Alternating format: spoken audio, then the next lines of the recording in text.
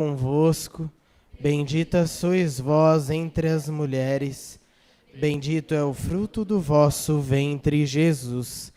Santa Maria, Mãe de Deus, rogai por nós, os pecadores, agora e na hora de nossa morte. Amém.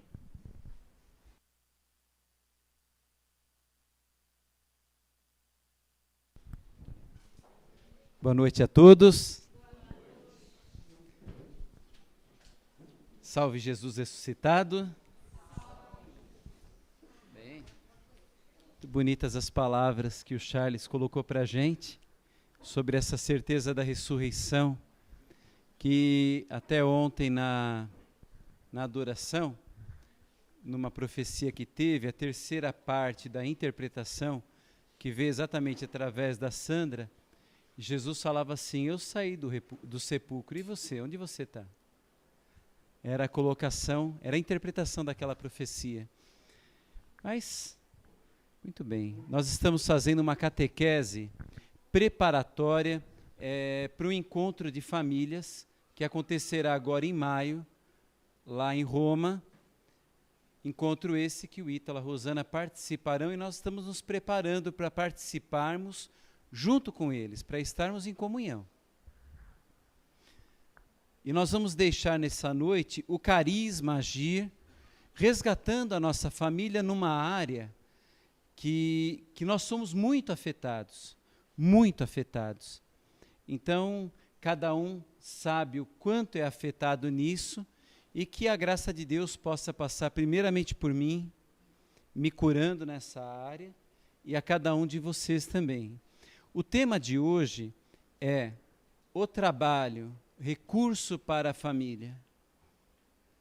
Olha só, o trabalho, recurso para a família. Não é o trabalho um tempo a ser perdido, não é o trabalho lugar da perdição, não é o trabalho lugar da ganância, não é o trabalho lugar da competição. Não é nada disso, é o trabalho, recurso para a família.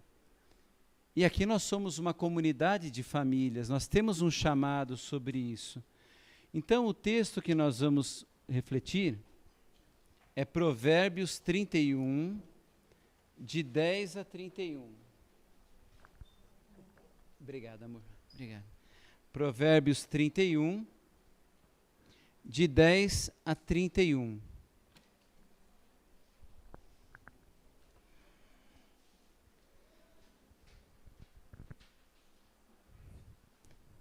E aí nós vamos meditar um pouquinho. Aqui vai falar muito da mulher, mas vale lembrar também que cada um de nós, na relação com Cristo, tem um lado mulher, porque a igreja é a esposa do Cordeiro. Não no sentido de não sermos homens ou sermos afeminados, não é nada disso, mas no sentido igreja, nós somos a mulher do Cordeiro. Então isso vale para a relação marido-mulher, vale também para a nossa relação com Deus, e vale também para a relação mulher-marido, o que a mulher espera do marido. Mas vamos lá, a leitura do texto. Uma mulher virtuosa, quem pode encontrá-la? É como falar assim, uma coisa tão grandiosa, uma coisa tão importante. Quem é o homem capaz de encontrar uma mulher virtuosa? É um felizardo, né? Superior ao das pérolas é o seu valor.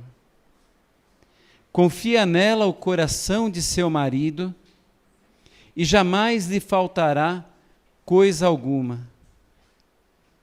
Ela lhe proporciona o bem, nunca o mal, em todos os dias de sua vida.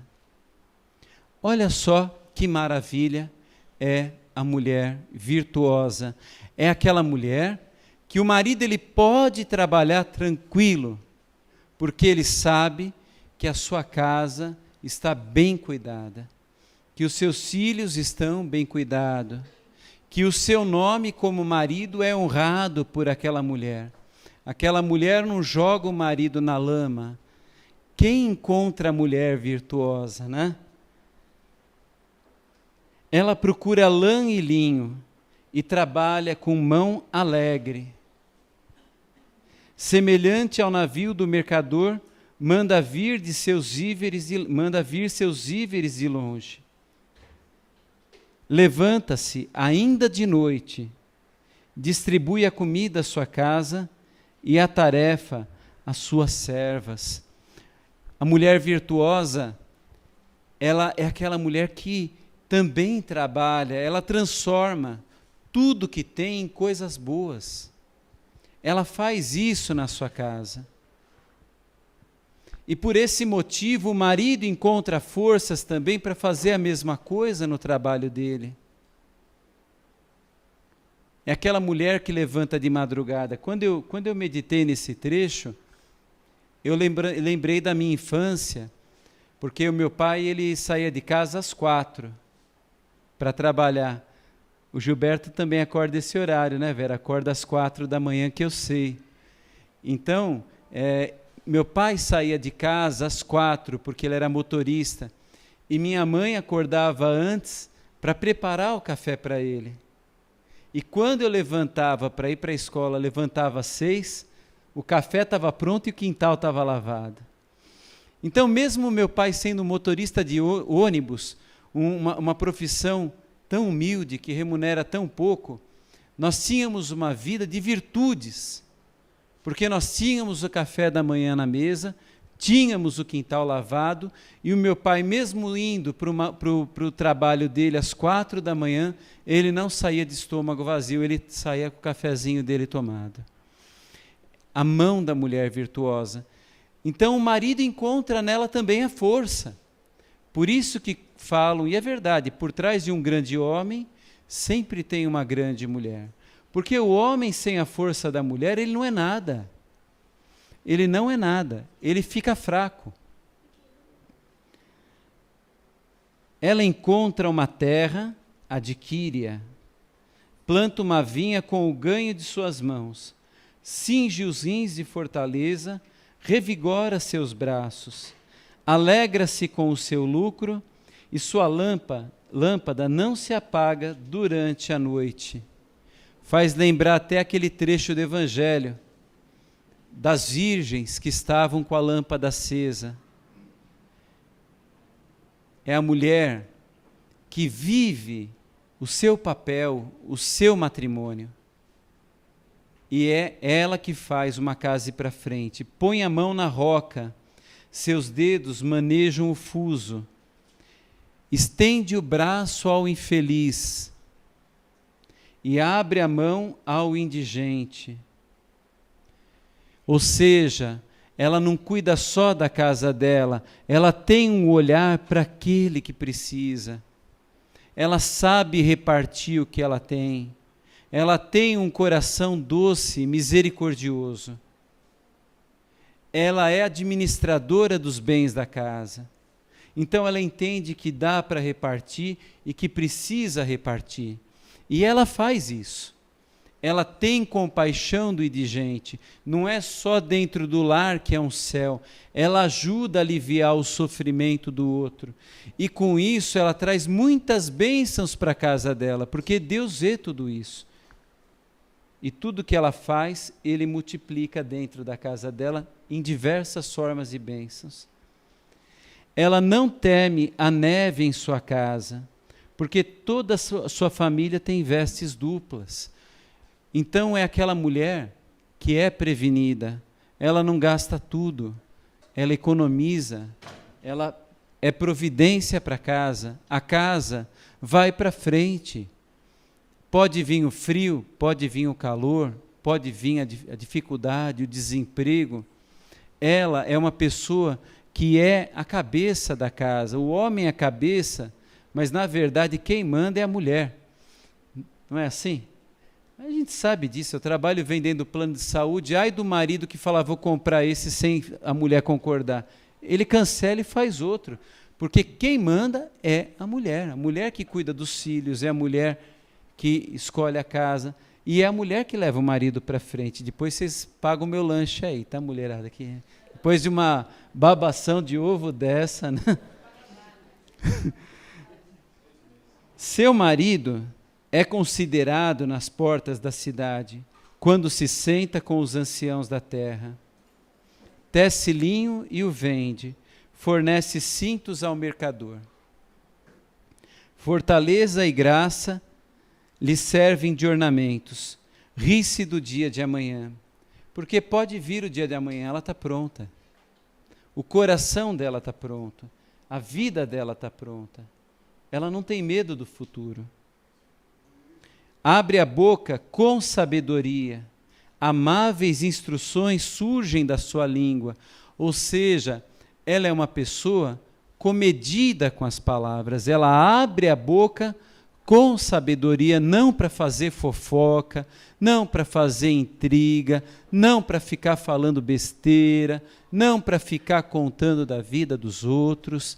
Quando ela abre a boca, o marido tem vontade de escrever o que ela fala, porque são palavras de sabedoria, são palavras dignas de serem lembradas. Ela não causa confusão, ela não causa o mal com a boca dela. Vigia o andamento de sua casa e não come o pão da ociosidade.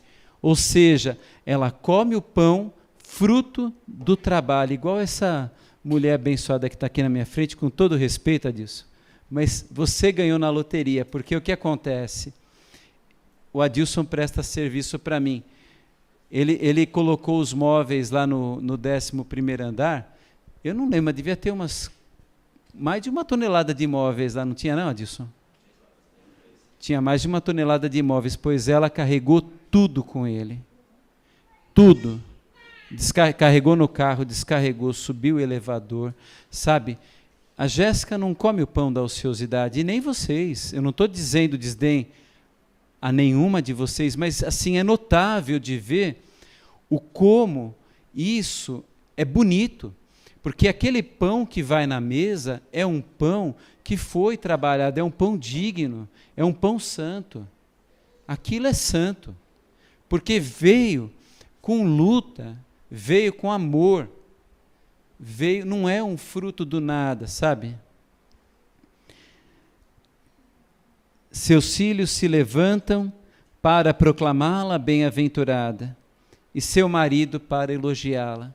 Como hoje eu tive o gosto de fazer uma pequena homenagem à minha mãe que fazia aquilo, porque marca a vida da família. Muitas mulheres demonstram vigor, mas tu excede a todas. E isso eu posso falar da minha. Eu posso falar da Márcia, porque eu conheço a minha esposa e sei o valor dela. Eu faço parte desses pouquíssimos homens, pouquíssimos, que acertaram muito mais do que na loteria com a esposa. A graça é falaz e a beleza é vã. A graça, né, aquela virtude de ter o narizinho arrebitado, sabe? Fala assim, foi lá, fez a plástica, você já viu como fica depois de velha? É pior que acidente de caminhão, é coisa feia, gente. Fica feio, faz plástica, faz isso, faz aquilo, depois é você vê e você não dorme. Então isso, é verdade, isso passa. A graça é falaz, a beleza é vã. A mulher inteligente é que se deve louvar. Dai-lhe o fruto de suas mãos e que suas obras a louvem nas portas da cidade. Então, gente, a meditação de hoje, ela tem como base esse texto do Evangelho. Esse texto do Evangelho não, esse texto de Provérbios. Só que esse texto de Provérbios, ele se aplica para a mulher e se aplica para o marido também. Ele não é um texto exclusivo para a mulher. Ele é todo aplicado para o marido, ainda mais nos dias de hoje, que em muitos lares a mulher foi para o mercado de trabalho e o marido ficou em casa. Não tem nada de indigno, nada de afeminado nisso. Não tem nada de errado nisso. Agora, Eu fico assim um pouquinho chateado sobre umas coisas que acontecem, já vou falar, só para mim não me perder, que eu tenho um horário apertadinho, né? 40 minutos não é tão pouco, mas passa rápido.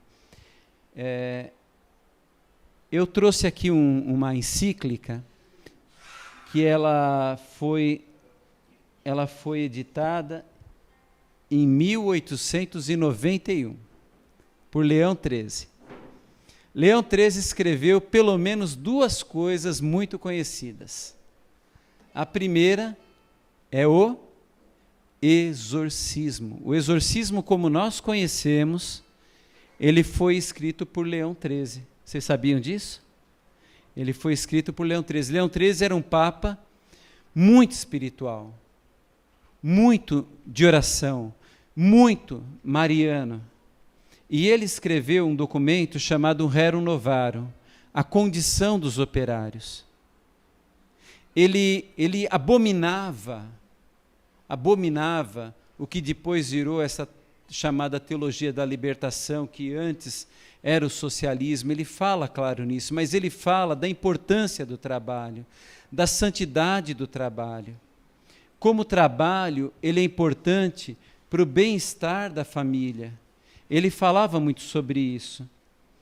E o nosso querido João Paulo II, a quem essa sala lhe rende homenagens com o nome, escreveu um outro documento em 81, chamado Laborens Exercens. Ele foi escrito no aniversário de 90 anos desse documento. E aqui ele dá uma mensagem sobre o papel da mulher, do trabalho e da família. E eu queria ler com vocês, porque é muito bonito.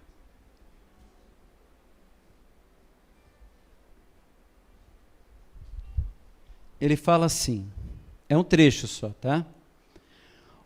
O trabalho constitui o fundamento sobre o qual se edifica a vida familiar, que é um direito fundamental e uma vocação do homem. Olha só, o trabalho é um direito e um chamado do homem, é uma vocação do homem. Estas duas esferas de valores, uma conjunta ao trabalho e a outra derivante do caráter familiar da vida humana, devem unir-se entre si e compenetrar-se de um modo correto. De um modo correto. Ou seja, cada parte tem o seu valor e cada parte tem o seu tempo, tem o seu espaço. Porque se o trabalho ele passa a ser idolatrado, ele destrói a família, vocês sabem disso, né? Ao mesmo tempo também que se o trabalho ele começa a ser desprezado, ignorado, ele também destrói a família, porque se a família não tem como se sustentar, ela acaba. Ninguém vive de vento. O trabalho, de alguma maneira, é a condição que torna possível a fundação de uma família, uma vez que a família exige os meios de subsistência que o homem obtém normalmente mediante o trabalho. João Paulo II falando aqui, tá, gente? Assim, trabalho e laboriosidade condicionam também o processar-se da educação na família, precisamente pela razão de que cada um se torna homem mediante o trabalho. Então, sem o trabalho não é homem? Não completo. É incompleto. Sem o trabalho, sem a dignidade, nós somos incompletos. É como sem outras coisas que são essenciais. Um homem jogado igual o Antônio, que fica olhando carros na igreja. Eu falei, e aí, Antônio, você não vai casar? Ele falou, quem vai querer uma tranqueira igual eu? Né? Ele é incompleto. Ele tem uma deficiência mental, ele vive desse jeito, ele é incompleto, falta alguma coisa. A gente percebe isso, não percebe? Então, o homem sem o trabalho, ele é incompleto. mediante o trabalho, entre outras coisas, e que o fato de se tornar homem exprime exatamente a finalidade principal de todo o processo educativo. Como é evidente, entram aqui em jogo, num certo sentido, dois aspectos do trabalho: o que faz dele algo que permite a vida e a manutenção da família, e aquele outro mediante o qual se realizam as finalidades da mesma família, especialmente a educação. O trabalho está relacionado à educação? O que tem a ver o trabalho com a educação? A educação, ela não acontece na escola. Na escola acontece a formação escolar, a formação do conhecimento. A educação, ela vem aonde? Do berço, gente. Educação vem do berço. Educação é o bem mais precioso que uma criança pode receber dos pais. O que melhor os pais podem dar para os filhos é a educação. No ambiente de trabalho, a gente nota como é diferente você ter um funcionário educado, que tem família, e um que não tem. A Vera trabalha comigo, ela vê como a diferença é grande. A educação, o trabalho, ele está relacionado à educação, porque os filhos vão enxergar como que o pai e a mãe interpretam essa área da vida.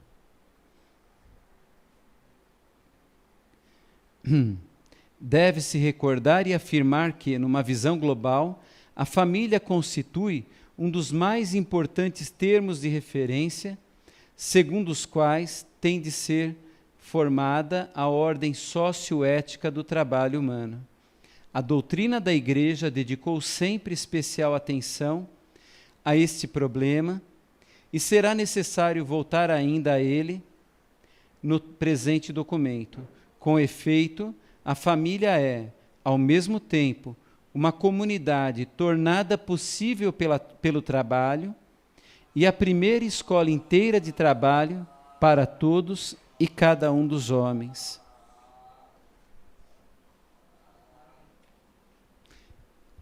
Na visão de João Paulo II, respondo vocês, o trabalho era algo importante? Deveria ser vivido na santidade? É missão nossa no mundo? É o que ele dá a entender com muita clareza nisso. Ele é muito importante para o equilíbrio da família? Tá. Essa é a parte da catequese.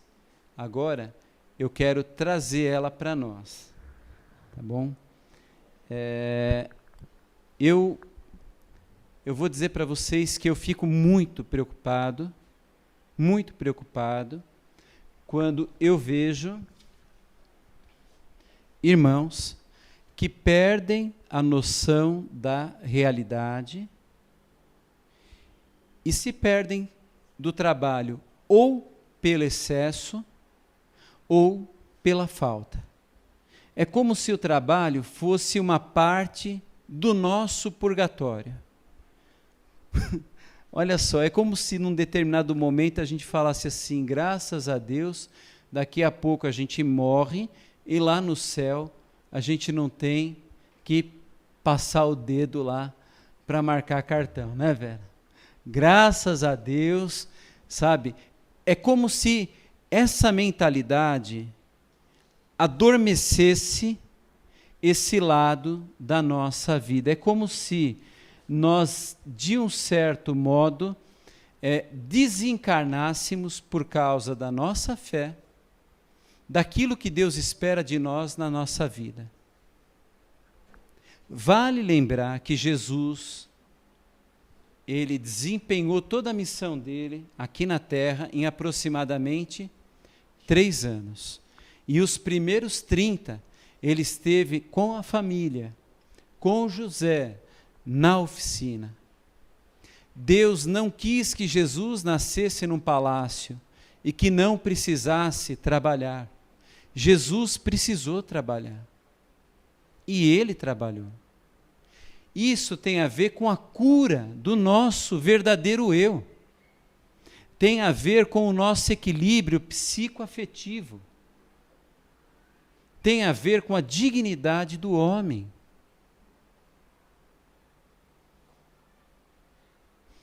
O Charles invocou o Espírito Santo agora há pouco, na oração. Você invocou um Espírito Santo xoxo, Charles? Ou um Espírito Santo vivo, que age, que transforma, que toca, que restaura, que cura, que ressuscita, que faz milagres? É nisso que você acredita? É nisso que nós acreditamos? Porque o Espírito Santo é isso. O Espírito Santo não é a lembrança de alguém que morreu. Ele é vivo. O Espírito Santo é imortal. E Jesus ressuscitou e está vivo também. Está no meio de nós.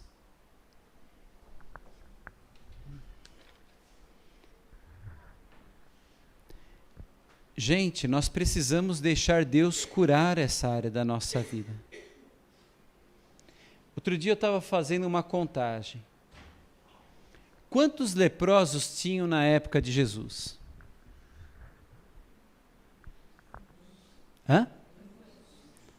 Uns 50? Quem acha que é mais de 50? Quantos leprosos tinham na época de Jesus? Tinham muitos. Muitos, eram incontáveis, porque não tinha vacina, não tinha antibiótico, não tinha remédio.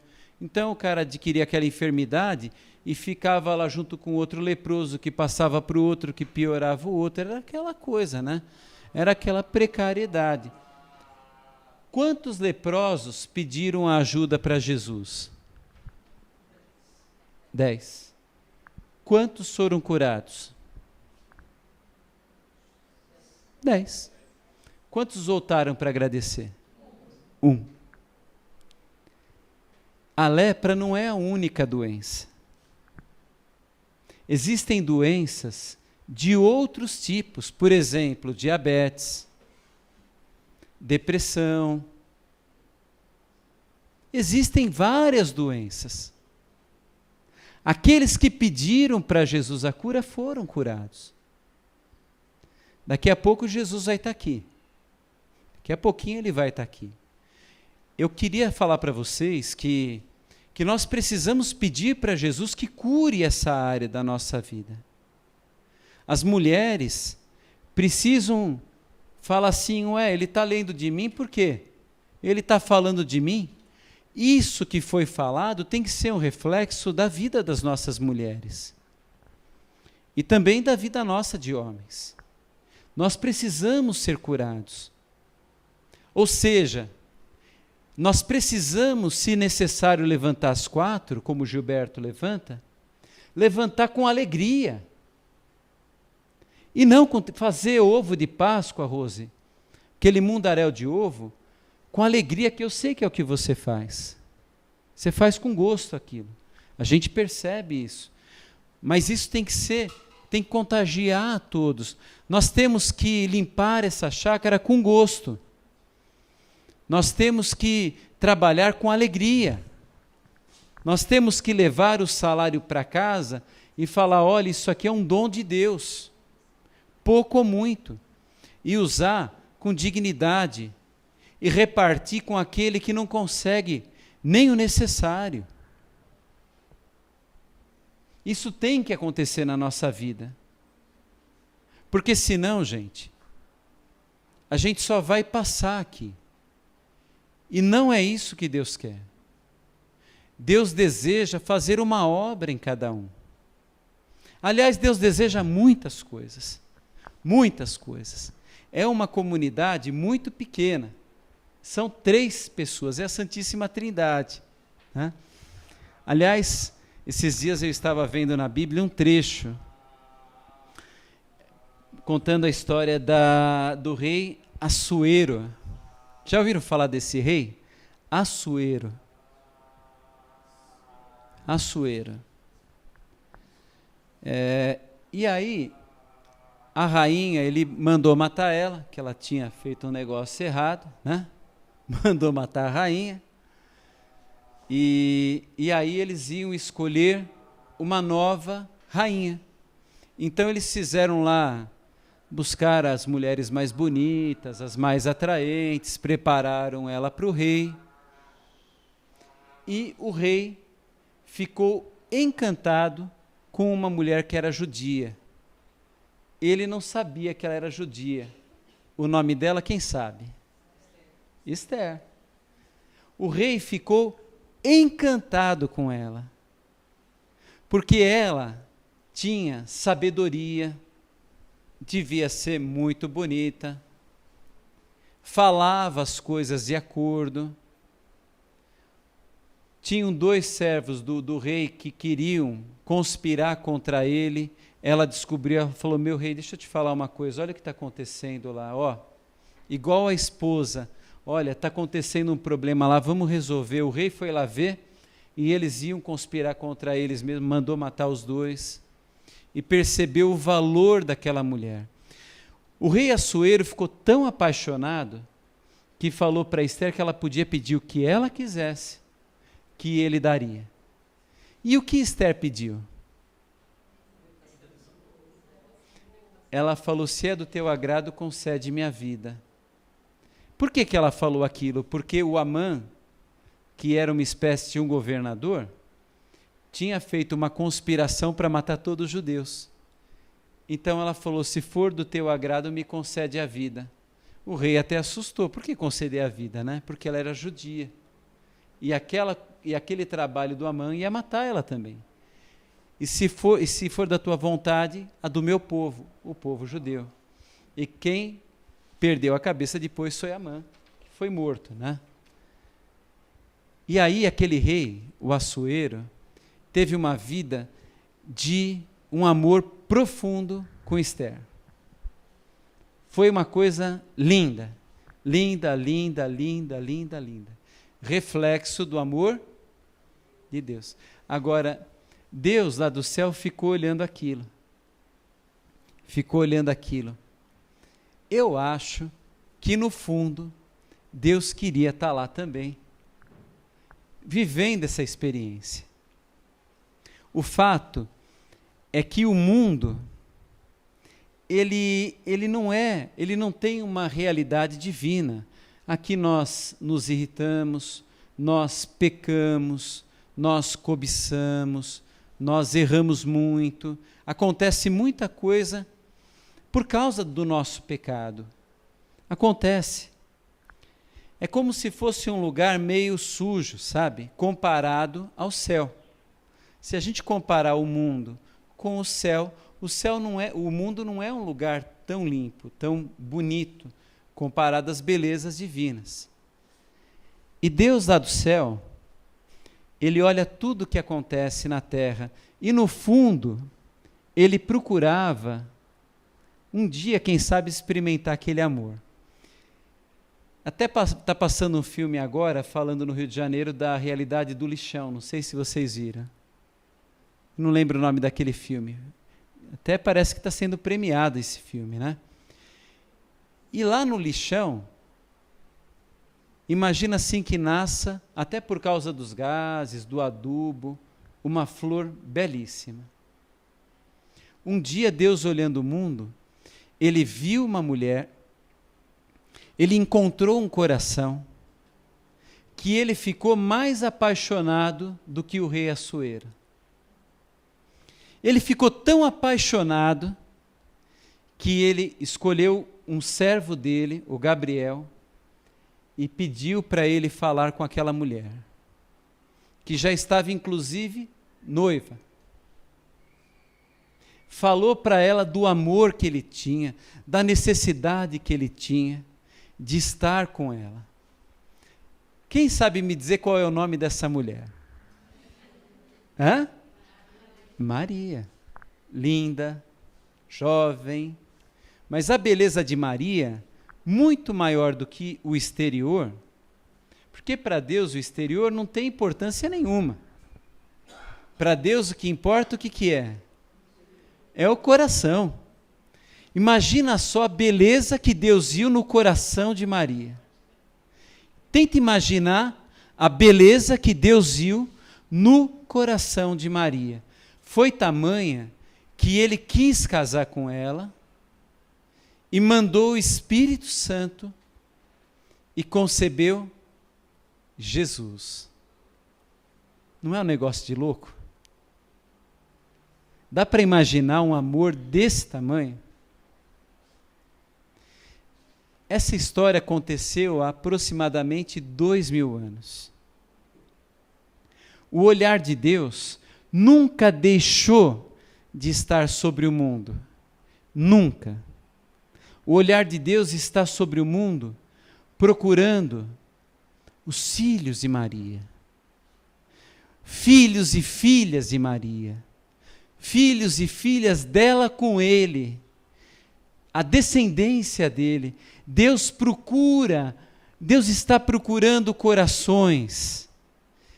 Deus está apaixonado. Deus quer um pacto de amor com aquelas pessoas que são os filhos e as filhas de Maria. Deus está te procurando, Charles.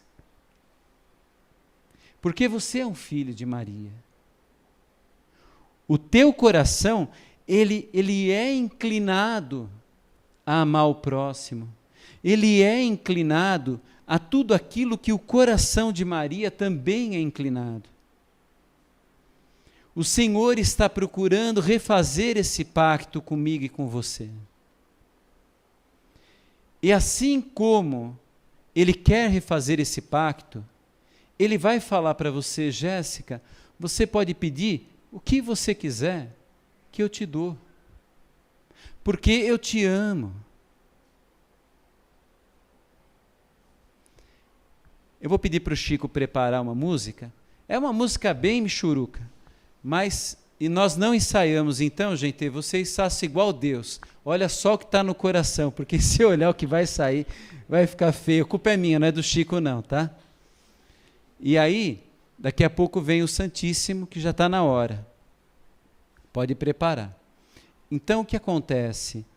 Imaginem uma cena. Como que Deus vem ao mundo? Ele vem com o cortejo de anjos? Não, ele vem como? Humilde. Mas não é porque ele vem humilde que ele é menos Deus. Ele é Deus.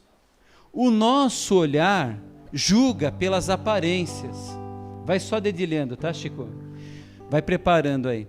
O nosso olhar é uma droga. É igual o olhar dos apóstolos. Vocês viram o evangelho de hoje? Que absurdo. Jesus apareceu primeiro para quem? Apareceu para Maria Madalena, a mulher que ele tinha expulsado 7 demônios. Ela foi tão feliz contar para os apóstolos, eu vi Jesus, ele ressuscitou, ele está vivo. O que eles pensaram? Essa daí? Uma torta dessa? Deus sabe o que ela passou? Aquele pensamento pobre, mas pobre, limitado, né? Não acreditaram nela. Depois, os discípulos de Emaús, que tiveram aquela experiência maravilhosa com Jesus, eles voltaram todo aquele caminho de noite para contar para os apóstolos, nós vimos Jesus ressuscitado. O que eles fizeram? Não acreditaram. Por quê? Porque julga pela aparência, julga pelo que olha, não enxerga coração, é cego, é cego.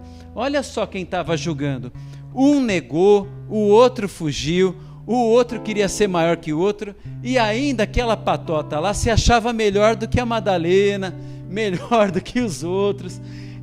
A nossa mente precisa do Espírito Santo, porque sem o Espírito Santo nós vamos continuar enxergando tudo da pior maneira possível, gente. Igual os apóstolos enxergaram. Quando Jesus apareceu para eles, ele elogiou? Jesus repreendeu eles. Ou seja, Jesus teve que aparecer ressuscitado e a primeira coisa que ele fez foi puxar a orelha deles. Vocês não acreditam mesmo? Será que vocês nunca vão acreditar?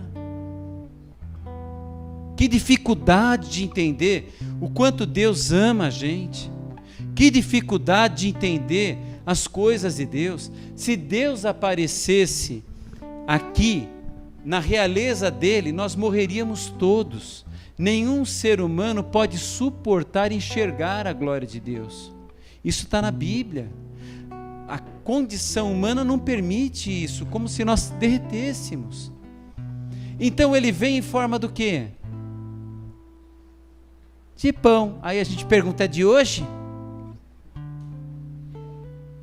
É de hoje esse pão? Está fresquinho? É dessa padaria? Tem nota fiscal, então? A cabeça da gente é muito pobre, gente. Pelo amor de Deus, escutem a palavra, escutem a igreja. São séculos falando a mesma coisa e a gente não entende que Deus nos ama. Nós não entendemos, nós ficamos ali, ai, eu sou feio, ai, eu sou coitado, ai, eu sou careca, né? Aqui, ah, não sei o quê. E a vida passa, e a gente fica preso. Quando Jesus vem para a sua amada, ele não vem com roupa de um rei, ele vem humilde. Ele vai de havaiana, de bermudão, de camiseta, ele vai no lixão encontrar ela. A flor que Deus quis estava no lixão. Ele vem de maneira humilde. Que nós possamos nessa noite pedir a Jesus, como os leprosos, como quem tem câncer, como quem tem diabetes, está com a garganta furada, né? Tantas outras doenças, outros estão travados, falam assim, a minha vida não anda. Outros que não conseguem dominar a língua, já se arrependeram tanto, porque falam demais, falam coisas que não devem. Sabe, gente, nós somos fracos. Nós precisamos falar assim, Jesus, eu sei que você me ama, mas eu quero me entregar para ti. E Ele vai nos acolher hoje. Hoje Ele vai acolher a todos os que se entregarem a Ele. Maria, ela não comprou vestido para se entregar para Jesus não, viu? A impressão que dá que nem muito dinheiro aquela família devia ser uma família média para baixo. Mas ela disse sim para Deus. Ela falou, eis aqui a escrava do Senhor. É isso o que o nosso Deus está ansioso para ouvir de mim e de você nessa noite. É aquilo que a gente já conversou, Ítalo.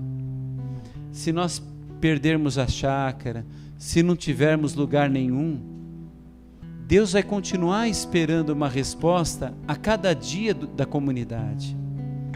O nosso amor, ele é dedicado a Deus dependendo das circunstâncias ou independente do que acontecer.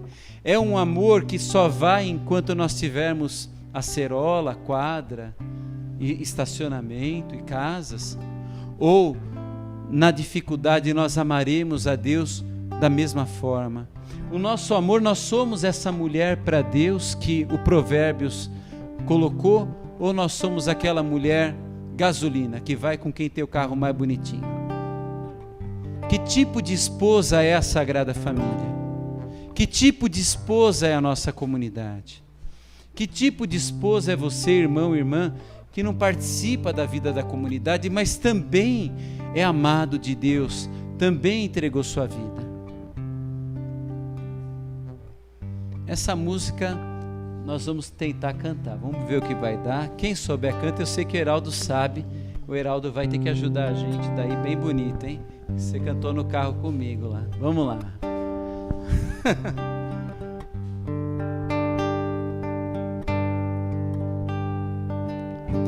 Bem mais perto já se pode ver a esperança chegando, sem as honras de um rei, sem carruagem, sem o brilho do ouro.